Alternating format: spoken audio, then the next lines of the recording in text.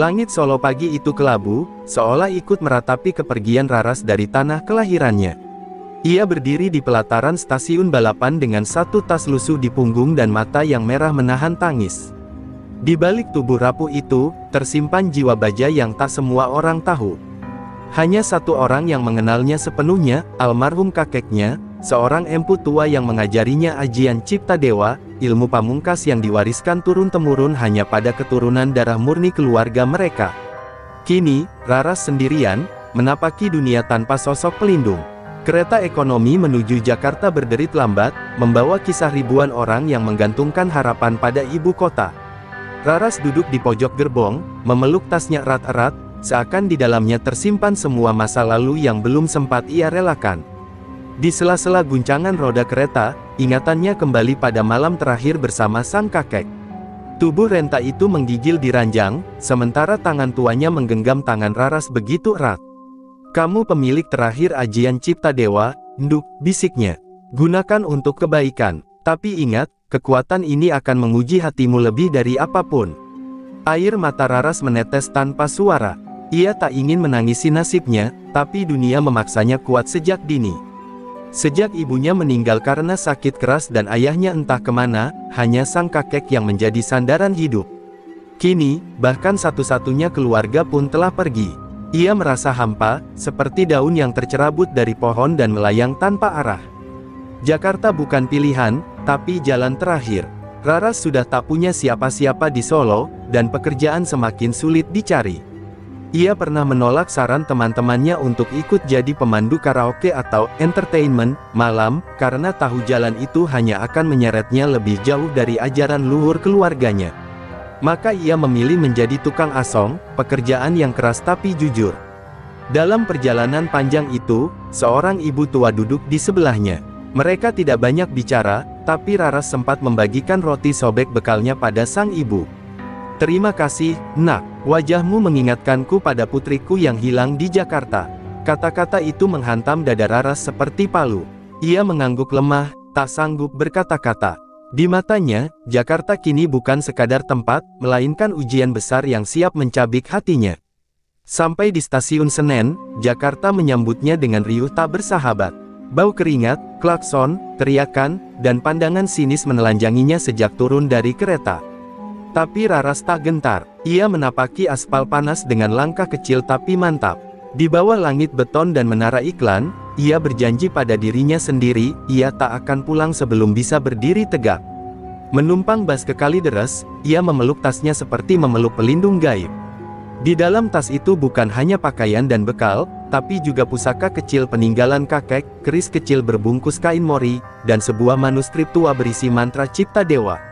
Ia tahu, kekuatan itu akan dibutuhkan di tempat yang asing ini, tapi ia belum siap menggunakannya. Bukan karena takut pada kekuatan itu, tapi karena takut pada sisi gelap dirinya sendiri jika ajian itu sampai lepas kendali. Saat bas sampai di terminal Kalideres, malam mulai turun. Di kejauhan, beberapa pria bertato dan berwajah bengis tampak mengawasi para pedagang kecil. Raras turun perlahan, menyusuri lorong terminal yang sunyi namun mencekam. Ia belum tahu, bahwa di tempat inilah takdirnya akan berubah. Ia belum tahu, bahwa dari lorong ini, seorang gadis Solo akan menjelma menjadi legenda. Hari pertama Raras di Jakarta adalah pelajaran tentang kerasnya hidup. Belum juga sempat mengenal arah, ia sudah diusir oleh petugas keamanan saat duduk terlalu lama di emperan toko. Dengan sisa uang yang tak seberapa, ia menyewa kamar sempit berbau apek di gang sempit dekat terminal. Dindingnya lembab, ranjangnya reyot, dan jendela tak punya kaca. Tapi bagi Raras, tempat itu adalah istana pertama di tanah perantauan. Pagi berikutnya, Raras mulai menjajakan dagangannya, air mineral, permen, dan rokok eceran yang dibelinya dari warung grosir di ujung gang. Dengan suara lirih, ia menawarkan dagangannya di antara lalu lalang bas dan teriakan kernet. Banyak yang tak mengacuhkannya, ada pula yang menghardik. Tapi Raras tersenyum, menahan getir yang mulai menggerogoti semangatnya. Ia tahu, kota ini tak akan memeluknya dengan ramah. Tak butuh waktu lama, Raras mulai mengenal sesama pedagang kecil. Ada Pak Haji, penjual kopi keliling yang sudah belasan tahun mangkal di terminal. Ada juga Ujang, bocah 12 tahun yang menjual tisu sambil kadang mencopet jika kepepet. Mereka mengajarinya cara bertahan, dari menghindari razia sampai mengenali preman-preman yang menguasai wilayah. Nama Roy perlahan menjadi bisikan yang ditakuti. "Kalau kamu dagang di sini, harus setor," bisik Pak Haji suatu malam. Roy nggak suka pendatang baru yang nggak izin. Raras mengangguk pelan. Ia tahu suatu saat akan berhadapan dengan nama itu. Tapi untuk saat ini, ia memilih diam dan mengamati. Kekuatan bukan untuk disombongkan, begitu pesan kakeknya. Ia harus tahu waktu yang tepat. Namun dunia tak menunggunya siap. Suatu sore, saat Raras tengah melayani pembeli, dua pria bertubuh kekar menghampirinya. Tanpa banyak kata, salah satu dari mereka merampas dagangannya dan menumpahkannya ke tanah. "Baru sehari dua hari jualan, udah lupa aturan," kata pria bertato ular di lehernya. Raras menunduk, menahan amarah yang mulai merayap dari ulu hati. Tapi ia tak melawan, belum. Setelah mereka pergi, ia memunguti botol-botol plastik yang berserakan sambil menahan air mata. Ujang datang membantu, dan dengan polosnya bertanya, "Kenapa nggak lawan, Mbak?" Katanya jago silat. Raras hanya tersenyum pahit. Orang kuat bukan yang menang saat marah, tapi yang sabar sampai waktunya tiba, jawabnya lirih. Namun dalam hatinya, badai mulai menggulung. Malam itu, ia membuka kembali manuskrip Ajian Cipta Dewa di bawah cahaya lampu redup kamarnya. Tulisannya kuno dan simbol-simbolnya rumit, tapi semua itu sudah ditanamkan sang kakek sejak kecil. Di antara bisikan mantra, ia mengingat satu kalimat yang terus terngiang, "Ajian ini bukan untuk balas dendam, tapi untuk menegakkan keadilan." Dan di malam yang sunyi itu, saat Jakarta tertidur dalam kepalsuan gemerlapnya, Raras bersumpah. Ia akan bertahan, ia akan belajar, dan ketika waktu itu tiba, bukan hanya Roy yang akan mengenal namanya, seluruh Kalideres akan tahu bahwa dari Solo, datang cahaya yang tak bisa padam. Hanya butuh seminggu bagi Raras untuk melihat betapa dalamnya cengkeraman Roy dan anak buahnya di terminal Kalideres. Setiap pagi, pedagang kecil dihampiri, dipungut uang keamanan tanpa kompromi. Mereka yang menolak, seperti Pak Haji, menerima tendangan dan hinaan di depan umum. Dagangan dibuang, tubuh dihajar, dan semua orang hanya bisa menunduk. Ketakutan telah menua bersama matahari di terminal itu. Raras mulai mencatat dalam diam, siapa yang memungut, siapa yang memerintah, dan kapan mereka bergerak. Ia belajar pola mereka seperti belajar puisi dalam manuskrip kakeknya. Hatinya terbakar setiap kali melihat ibu-ibu renta dipalak, atau anak-anak kecil diintimidasi. Tapi ia masih menahan diri. Ia belum siap, bukan secara kekuatan, tapi secara batin. Ia tahu, Ajian Cipta Dewa bisa membawa kekacauan jika dijalankan dengan niat yang salah. Suatu siang yang panas, kejadian yang membuat darahnya mendidih tak terbendung lagi. Ujang, bocah penjual tisu, dipukul di depan umum karena tidak membayar setoran harian. Bibirnya pecah, tisu-tisunya beterbangan. Raras datang berlari, memeluk bocah itu sambil berteriak meminta ampun. "Dia masih anak-anak, jangan pukul dia, tolong." Tapi dua preman itu malah menertawakannya dan menendang Raras hingga terjatuh ke aspal panas. Saat itulah, sekejap yang panjang itu datang, saat dunia seakan melambat dan darah di tubuh Raras mendidih hebat. Mantra-mantra yang dulu hanya dihafal kini muncul begitu saja dalam pikirannya. Suhu tubuhnya naik, telapak tangannya bergetar. Tapi ia menarik napas dalam-dalam dan menahan gejolak itu. Ia bangkit perlahan, menatap lurus ke mata si preman bertato. Tatapan yang membuat si pria itu mundur sejenak, merasa ada yang tak beres. "Aku minta maaf," ucap Raras pelan. Suaranya dingin, namun mengandung kekuatan yang belum pernah terdengar dari gadis manapun. Preman itu tergagap, tapi buru-buru meludah dan pergi, pura-pura menang. Di balik punggung mereka yang menjauh, Raras menggenggam tangan Ujang erat-erat. Ia menatap luka di wajah bocah itu dan tahu satu hal, waktunya sudah dekat. Malam harinya, terminal itu senyap. Tapi di balik bangunan bekas kantor yang kini kosong, Raras berdiri sendirian. Ia mulai melatih diri, melafalkan ajian dengan getaran lidah yang penuh keyakinan. Tubuhnya melayang beberapa sentimeter dari tanah, mata tertutup, dan angin tiba-tiba berputar di sekelilingnya. Kekuatan Cipta Dewa mulai menyatu dengan kesadarannya.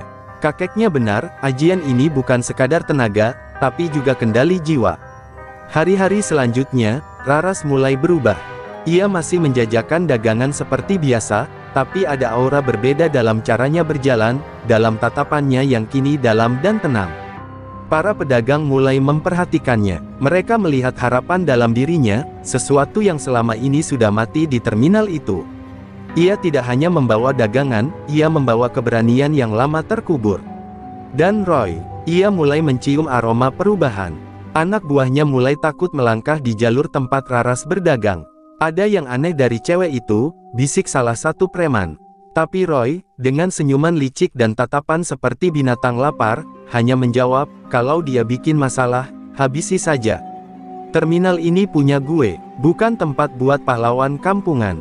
Hari itu, langit Jakarta mendung sejak pagi, seolah ikut mengendus pertanda buruk yang akan segera datang. Raras baru saja menggelar dagangannya saat tiga pria berbadan besar menghampiri. Mereka tak berkata sepatah kata pun, hanya menatapnya dengan kebencian yang jelas terpahat di wajah. Salah satu dari mereka, yang berkepala plontos dan bertindik besar, menginjak dagangannya tanpa ragu. Botol air pecah, isinya menggenang, dan orang-orang hanya bisa menonton dari jauh. Tak ada yang berani mendekat. Ini wilayah Roy, gumam si plontos dengan nada menantang. Kalau lo masih jualan di sini besok, lo yang gue pecahin, bukan botolnya. Raras tidak menjawab, matanya menatap lurus ke wajah si pria, seolah menembus ke dalam lapisan paling kelam dari jiwanya. Seketika suasana terasa aneh, angin berhenti bertiup, suara bising terminal meredam, udara menjadi tebal dan pengap. Si pria tertawa sinis, tidak tahu bahwa amarah Raras telah mencapai batasnya. Tiba-tiba, tubuh Raras bergerak. Cepat, terlalu cepat untuk ukuran seorang perempuan yang tampak kurus dan lemah. Tangan kanannya menyentuh dada si pria, bukan memukul, hanya menyentuh. Tapi efeknya mengejutkan, tubuh si plontos terpental sejauh 2 meter dan menabrak tiang baja. Suara dentuman menggetarkan lantai terminal. Kedua temannya terkejut, lalu menyerang serentak. Namun Raras tidak lagi manusia biasa. Dalam sepersekian detik, ia memusatkan energi ajian cipta dewa di telapak tangan dan kedua kakinya. Gerakannya menjadi seperti bayangan yang sulit ditangkap mata. Ia menangkis pukulan dengan satu gerakan lembut, lalu memutar tubuh dan menendang satu pria hingga terguling. Yang terakhir mencoba melarikan diri, tapi dengan satu lompatan ringan, Raras mendarat di depannya dan mengunci gerakannya dengan satu jari. Tubuh si preman membeku seperti ditusuk es. Orang-orang mulai keluar dari persembunyian mereka. Mereka melihat dengan mata kepala sendiri, seorang gadis muda yang sendirian melumpuhkan 3 preman tanpa luka sedikit pun. Pak Haji melangkah mendekat perlahan, menatap Raras dengan kagum dan takut bersamaan. "Ajian," bisiknya lirih. Raras menunduk, matanya masih bergetar karena ledakan energi yang belum sepenuhnya padam. Setelah kericuhan itu, terminal gempar. Kabar tersebarnya seperti api di musim kemarau. Siapa gadis itu? Dari mana ia belajar ilmu sakti? Sebagian mulai menyebutnya Bayu Halilintar, nama yang melekat karena gerakannya yang cepat dan mematikan. Tapi bagi Roy, itu adalah penghinaan. Ia mendengar laporan itu sambil memukul meja dengan tinjunya, matanya menyala marah. "Kalau dia sakti, gue lebih sakti. Kirim semua orang." Bikin dia menyesal pernah menginjak tanah Kalideres. Sementara itu, di kamarnya yang remang, Raras menatap tangannya sendiri yang masih bergetar pelan. Ia belum pernah melepaskan ajian cipta dewa sepenuhnya. Dan yang lebih mengejutkan, ia belum merasa lelah sedikit pun. Sebuah suara dari dalam dirinya mulai bangkit, bukan suara manusia, tapi gema dari ajian leluhur yang telah diwariskan dalam darahnya. "Kau telah membuka gerbangnya, cucuku. Tapi ingat, kekuatanmu adalah keadilan, bukan amarah." Dan malam itu, di tengah gemuruh hujan pertama musim itu, Raras menyadari bahwa ia bukan lagi sekadar gadis dari Solo. Ia adalah penjaga, pewaris, dan pembela. Tapi juga buruan, karena kini, seluruh mata preman Kalideres sedang mengarah padanya. Hujan belum reda ketika Raras membuka kembali bundelan manuskrip tua yang dibungkus kain mori. Di balik halaman-halaman beraksara Jawa kuno itu, ada satu lembar yang selama ini belum pernah ia baca, tertutup rapat oleh simbol pelindung yang hanya bisa dibuka setelah ajian cipta dewa terbangun. Kini, simbol itu telah pudar, dan tulisan emas di atas daun lontar itu menyala lembut di bawah cahaya lampu minyak. Di lembar itu tertulis satu kisah yang mengguncang jiwa Raras. Kakeknya bukan hanya seorang empu biasa, tapi juga mantan pendekar istana terakhir yang selamat dari pembantaian para penindas tanah Jawa. Ajian Cipta Dewa diciptakan bukan untuk bertempur semata, melainkan sebagai penyeimbang antara kekuatan dan hati nurani. Siapapun yang menguasainya, akan membawa jejak leluhur dalam setiap langkah, dan bila ia menyalahgunakannya, tubuh dan jiwanya akan hancur perlahan oleh energi ajian itu sendiri. Raras terdiam lama setelah membacanya. Seluruh hidupnya selama ini terasa seperti pecahan mozaik yang baru sekarang tersusun utuh. Ia bukan hanya gadis miskin yang kehilangan keluarga, ia adalah pewaris darah para penjaga keadilan. Tapi beban itu berat, dan semakin hari semakin nyata. Ia merasakan tubuhnya mulai berubah. Indera pendengarannya lebih tajam, gerakannya lebih ringan, tapi juga emosinya lebih dalam. Satu saja luka orang lain, terasa seperti luka di hatinya sendiri. Sementara itu, Roy tak tinggal diam. Malam itu, ia mengumpulkan seluruh preman di bawah jaringannya. Di gudang kosong dekat pinggiran terminal, ia berdiri di depan puluhan pria bertato yang bersenjata besi dan rantai. Gue nggak peduli dia bisa terbang, bisa nyetrum, atau bisa ngilang. Yang penting, dia bukan dari sini, dan dia udah berani bikin malu gue. Wajahnya merah padam, penuh bara dendam. Besok pagi, kita hancurkan dia di depan semua orang. Biar nggak ada lagi yang sok jadi pahlawan. Keesokan harinya, suasana terminal seperti medan perang yang belum mulai. Para pedagang memilih tidak keluar. Mereka sembunyi di balik gerobak atau kios tutup, berdoa agar hari itu cepat berlalu. Raras datang dengan tenang, mengenakan baju hitam sederhana dan ikat kepala batik peninggalan sang kakek. Di tangannya, hanya ada satu benda, keris kecil yang selama ini tak pernah ia keluarkan dari kain morinya. Langkah Raras tidak cepat, tapi setiap tapaknya seakan menggema di seluruh sudut terminal. Roy dan pasukannya sudah menunggu. Dengan senyum sinis, Roy maju sambil memainkan rantai besi di tangannya. "Lo pikir bisa ngelawan gue sendirian?" katanya sambil tertawa. Tapi Raras tidak menjawab. Ia hanya menatap langit yang perlahan mulai cerah, seakan alam pun tahu bahwa hari ini bukan sekadar pertarungan biasa. Dan tepat ketika Roy memberi aba-aba serangan, keris di tangan Raras mengeluarkan cahaya biru keemasan. Cahaya itu menari di udara, membentuk lingkaran pelindung di sekeliling tubuhnya. Raras memejamkan mata dan mengucapkan satu bait mantra terakhir yang diajarkan kakeknya. Angin tiba-tiba berputar, debu berterbangan, dan suara yang bukan suara manusia bergema, "Wahai keturunan dewa, tegakkan keadilan dengan cahaya, bukan dengan murka." Begitu mantra selesai dilafalkan, ledakan cahaya keemasan menyambar pusat terminal Kalideres. Suaranya seperti guntur yang lahir dari bumi, mengguncang besi, beton, dan nyali para preman. Raras berdiri di tengah lingkaran energi yang mengelilingi tubuhnya, rambutnya berkibar, matanya menatap lurus pada Roy yang terpaku, tak lagi mampu menyembunyikan kegentarannya. Tidak ada keraguan, tidak ada rasa takut. Yang tersisa hanya satu hal, keputusan. Roy mengangkat rantainya, mencoba menutupi rasa takut dengan teriakan kasar. "Hajar dia!" Semua, puluhan anak buahnya maju, sebagian dengan kayu, sebagian dengan senjata tajam. Tapi sebelum satu pun sempat menyentuh Raras, kilatan cahaya dari keris di tangannya membentuk perisai tak terlihat. Senjata-senjata terpental, tubuh-tubuh terhempas. Namun Raras tak menyerang balik. Ia hanya berdiri di tengah, menahan amarah yang mendidih, memilih untuk tidak membalas. Namun ketika Roy sendiri maju dengan mata merah dan ayunan rantai yang mematikan, Raras bergerak. Cepat dan tepat, ia menghindari serangan itu seperti angin yang tak bisa disentuh. Satu gerakan tangan, dan tubuh Roy terangkat dari tanah, lalu dibanting dengan kekuatan yang cukup untuk mematahkan ego, tapi tidak mematikan. Raras berdiri di samping tubuh Roy yang mengerang kesakitan, dan saat itu, ia tahu, ini adalah saatnya memilih jalan hidupnya. Ajian Cipta Dewa telah membuka dua pintu, kekuatan untuk menghancurkan, dan kekuatan untuk memaafkan.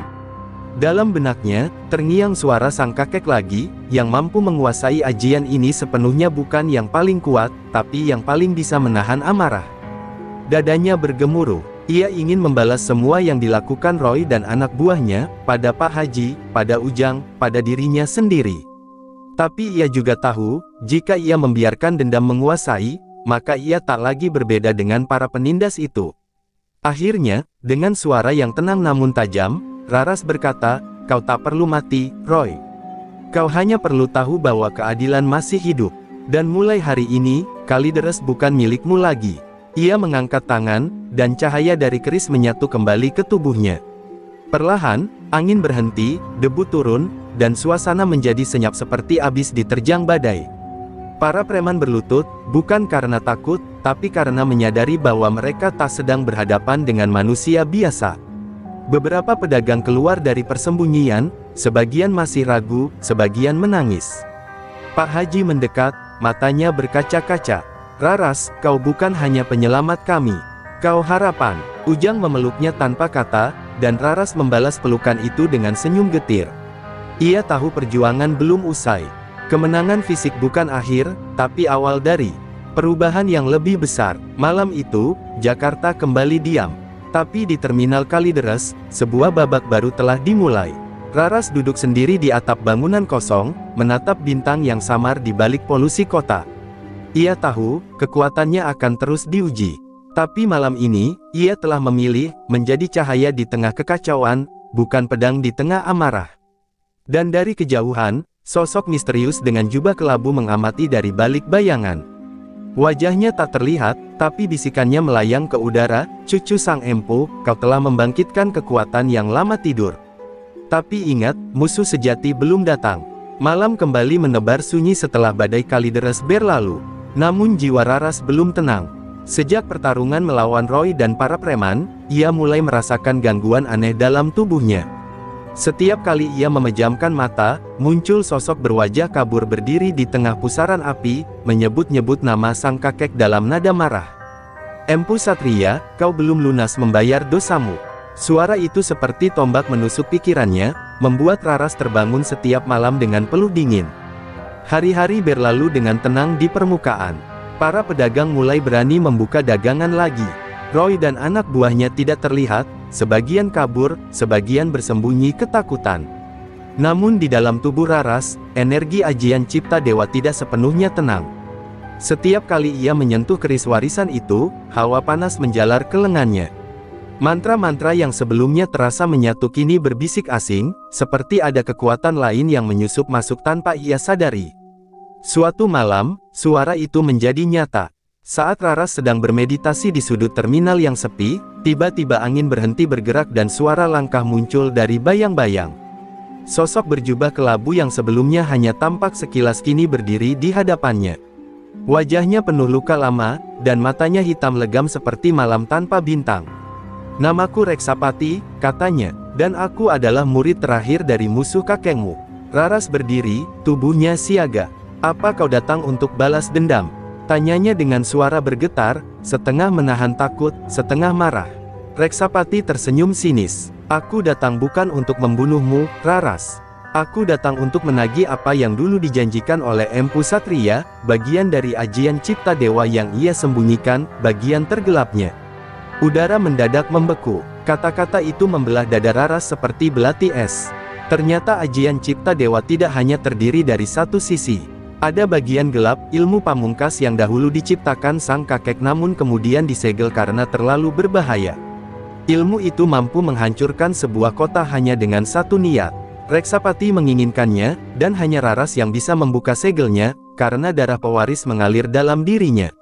"Berikan padaku, atau orang-orang yang kau lindungi akan merasakan murka lamaku," ancamnya. Raras menolak. Dengan suara lantang, ia bersumpah tidak akan pernah membiarkan ilmu gelap itu dilepaskan kembali ke dunia. Tapi Reksapati tidak datang untuk memohon. Ia menghilang dalam pusaran asap hitam, meninggalkan satu pesan, 3 malam dari sekarang, aku akan kembali. Jika kau tidak menyerahkan segel itu, maka Kalideres akan menjadi awal kehancuran. Dan lenyaplah ia seperti mimpi buruk yang belum selesai. Raras terduduk di lantai dingin, napasnya terengah. Dunia yang baru saja ia selamatkan kini kembali terancam, bukan oleh preman biasa, tapi oleh warisan dendam masa lalu yang jauh lebih kelam. Ia memandang langit, berharap bintang bisa memberinya petunjuk. Tapi malam hanya memberi diam, dan di dalam hatinya, ia tahu pertarungan sejati belum dimulai. Dan di sebuah tempat yang jauh di sudut Jakarta, sebuah altar tua mulai bergetar. Batu-batu bertulis aksara kuno bersinar merah, dan bayangan-bayangan mulai berkumpul. Bangkit dari tidur panjang mereka, perang antara terang dan gelap telah mengetuk pintunya. Dan di tengah semuanya, Raras berdiri sendirian, sebagai satu-satunya pewaris yang tersisa. 3 malam berlalu dalam ketegangan yang mencekam. Setiap detik terasa seperti hitungan mundur menuju kehancuran yang diramalkan Reksapati. Raras mengunci diri di sudut kamarnya, mengelilingi tubuhnya dengan mantra pelindung, mencoba mengurai rahasia ajian cipta dewa yang selama ini tersembunyi. Ia tahu, jika segel itu sampai terbuka, maka kekuatan gelap yang dikurung selama berabad-abad akan bebas dan merusak semuanya yang ia cintai. Di tengah hening malam, suara gemerisik dari luar kamarnya membuat Raras tersentak. Bayangan itu muncul, Reksapati, datang tepat waktu dengan tatapan penuh ancaman. Ini bukan tentang siapa yang lebih kuat, Raras. Ini tentang siapa yang bertahan saat segalanya runtuh, katanya dingin sambil melangkah maju. Raras menyiapkan kerisnya, detak jantungnya bergema keras, tapi ia tahu pertarungan ini bukan hanya soal tenaga. Reksapati menyerang dengan gerakan cepat dan penuh dendam. Setiap kali ia menyentuh udara, gelap menyebar seperti asap hitam yang menyesakkan. Raras bertahan, menangkis dengan cahaya biru dari ajian cipta dewanya, tapi terasa ada yang berbeda, cahaya itu mulai memudar dan bergolak. Segel dalam tubuhnya mulai retak, dan hawa panas menyebar ke seluruh rongga dadanya. Ia harus mengambil keputusan. Dalam pusaran energi yang kacau, Raras teringat pesan sang kakek, kekuatan sejati bukan hanya ada di dalam ajian, tapi di dalam hati yang mengendalikannya. Dengan keberanian yang tersisa, ia menenggelamkan diri dalam doa dan mengikatkan diri pada akar leluhur yang telah lama tertanam dalam darahnya. Keris kecil di tangannya mulai bergetar, menyerap cahaya dan kegelapan yang bertarung dalam tubuhnya. Saat Raras menarik napas dalam, ia memusatkan seluruh kekuatan dan melepaskan satu mantra sakti.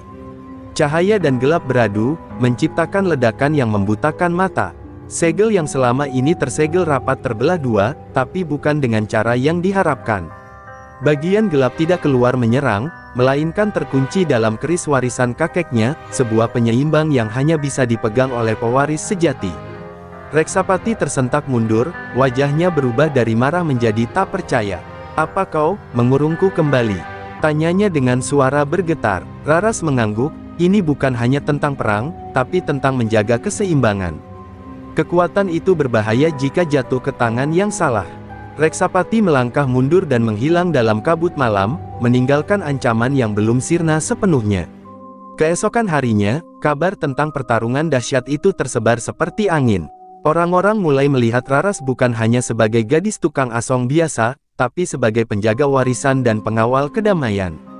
Ia tahu, tanggung jawab ini akan terus membebaninya, tapi juga memberinya kekuatan yang belum pernah ia rasakan sebelumnya. Di puncak atap terminal, Raras menatap langit Jakarta yang mulai cerah. Dengan keris di tangan dan hati yang teguh, ia siap menghadapi apapun yang akan datang. Perang belum selesai, tapi ia sudah melangkah lebih jauh daripada siapapun berani. Ini adalah awal dari legenda yang akan dikenang, legenda sang gadis Solo yang menaklukkan ibu kota dengan ajian cipta dewa. Jakarta pagi itu tampak biasa, namun di dalam hati Raras, badai baru sudah menggulung pelan.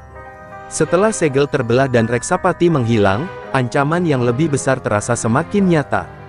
Kabar tentang ajian cipta dewa yang diwarisinya sudah tersebar ke tangan-tangan gelap, dan kini banyak pihak mulai mengincar kekuatan itu demi kepentingan sendiri. Raras tak lagi bisa bersembunyi sebagai gadis tukang asong biasa. Dalam bisu terminal, Kalideres, Raras menyusun strategi. Ia tahu waktu tidak berpihak padanya. Kenangan akan wajah Roy yang kalah tapi masih penuh dendam menghantuinya. Selain itu, ia mulai merasakan bayangan-bayangan gelap yang menyusup ke mimpi-mimpinya, tanda bahwa Reksapati bukan satu-satunya musuh yang harus dihadapi. Ini bukan hanya pertarungan fisik, tapi juga pertarungan jiwa, gumamnya. Hari itu, seorang pria bertubuh kekar datang menghampiri Raras.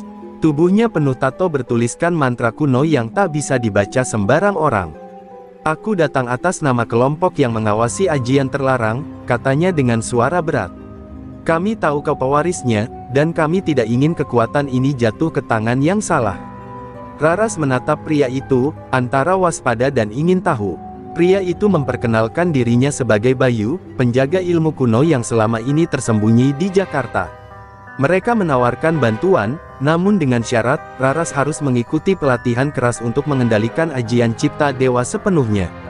Kau harus siap, bukan hanya menghadapi musuh luar, tapi juga bayangan dalam dirimu sendiri, tegas Bayu. Raras tahu ini adalah kesempatan sekaligus tantangan terbesar dalam hidupnya. Malamnya, di sebuah tempat terpencil, pelatihan dimulai. Bayu mengajarkan teknik pernapasan, meditasi, dan pengendalian energi. Raras merasa tubuh dan pikirannya seolah terbakar dan membeku sekaligus. Jangan biarkan amarah menguasai, tapi jangan juga biarkan rasa takut mengalahkan, suara Bayu menggema dalam keheningan. Raras menelan ludah, bertekad menuntaskan pelatihan ini demi melindungi orang-orang yang dicintainya. Namun di balik latihan itu, ancaman nyata terus mendekat. Bayangan-bayangan yang sering muncul dalam mimpi Raras mulai menjadi nyata, muncul sebagai sosok-sosok yang mengintai dari sudut gelap Jakarta. Mereka adalah pemburu ajian, yang rela melakukan apa saja untuk merebut kekuatannya. Raras merasa beban semakin berat, tapi ia tahu ia tak boleh mundur.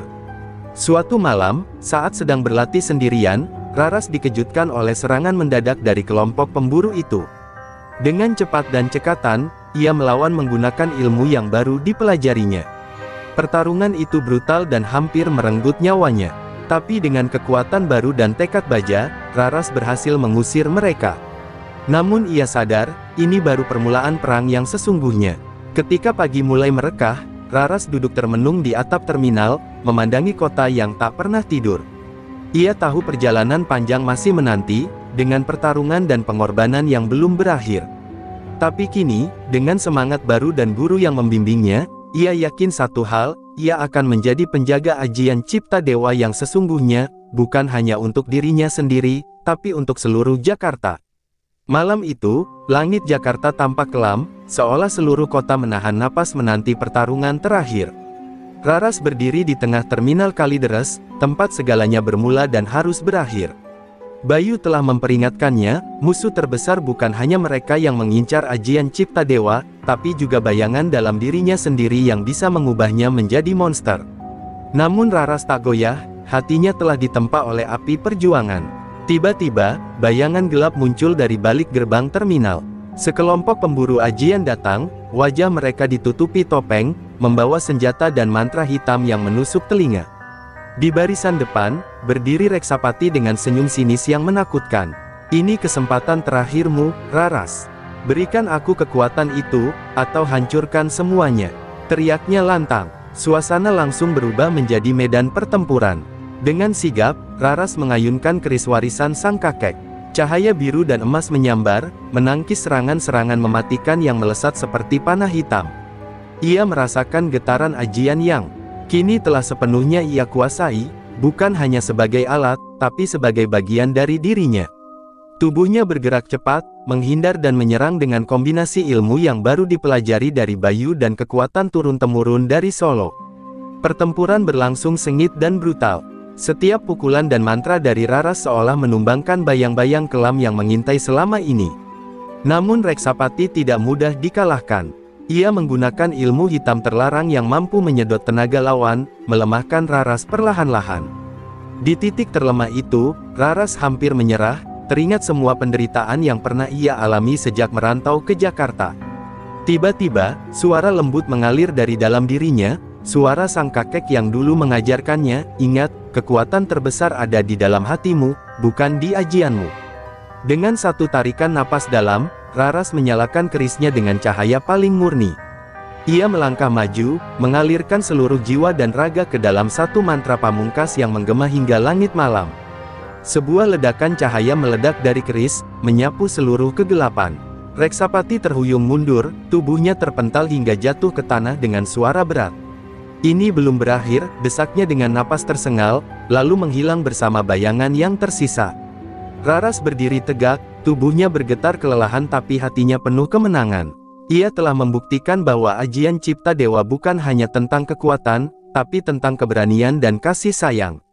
Saat fajar merekah, terminal Kalideres kembali tenang, dipenuhi oleh harapan baru. Para pedagang dan warga yang dulu takut kini berkumpul, melihat Raras sebagai pelindung mereka.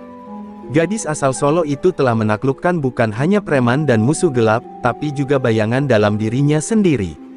Dan Jakarta, kota yang penuh tantangan, kini memiliki satu legenda baru yang akan dikenang sepanjang masa.